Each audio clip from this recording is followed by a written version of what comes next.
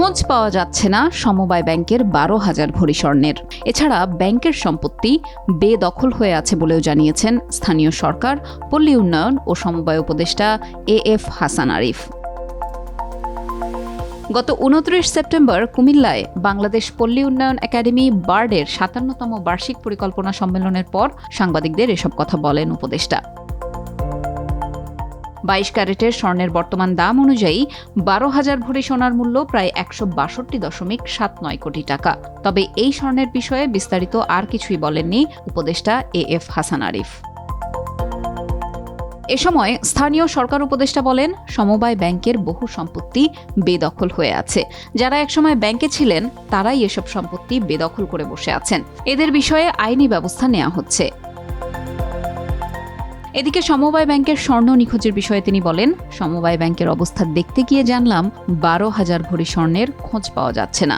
এরই মধ্যে বিষয়টি নিয়ে তদন্ত কমিটি গঠন করা হয়েছে।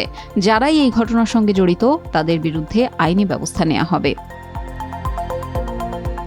বার্ডের সম্মেলনে উপদেষ্টা হাসান আরিফ বলেন, সমবায় দাঁড়াতে পারছে না কারণ সমবায়ীদের মধ্যে সমবায়ের মানসিকতার অভাব রয়েছে। সমবায়ের সঙ্গে যারা আছেন তারা শুধু কমিটি আর দায়িত্বে আসা নিয়ে ব্যস্ত আছেন, কিন্তু সমবায়ের কল্যাণে কোনো কাজই হচ্ছে না। সমবায়ীরা শুধু কমিটিতে ঢুকতে চান, কিন্তু সমবায়ের কি উন্নয়ন হলো সেটির দিকে তাদের লক্ষ্য নেই। এক্ষেত্রে ব্যাপক সংস্কার দরকার রয়েছে।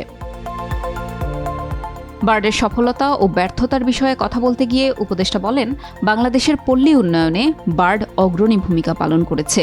বার্ডের পরীক্ষামূলক প্রকল্পগুলো সমগ্র বাংলাদেশে জাতীয় পর্যায়ে বাস্তবায়িত হয়েছে।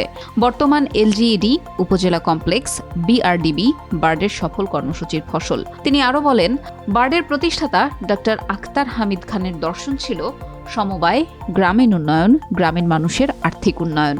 এগুলো নিয়ে গবেষণা চলছে এবং বাস্তবায়িত হচ্ছে বিভিন্ন প্রতিষ্ঠানের মাধ্যমে। আবার পাশাপাশি মন্ত্রণালয়ে দেখি এগুলো নিয়ে কোথায় যেন স্থবিরতা বিরাজ করছে।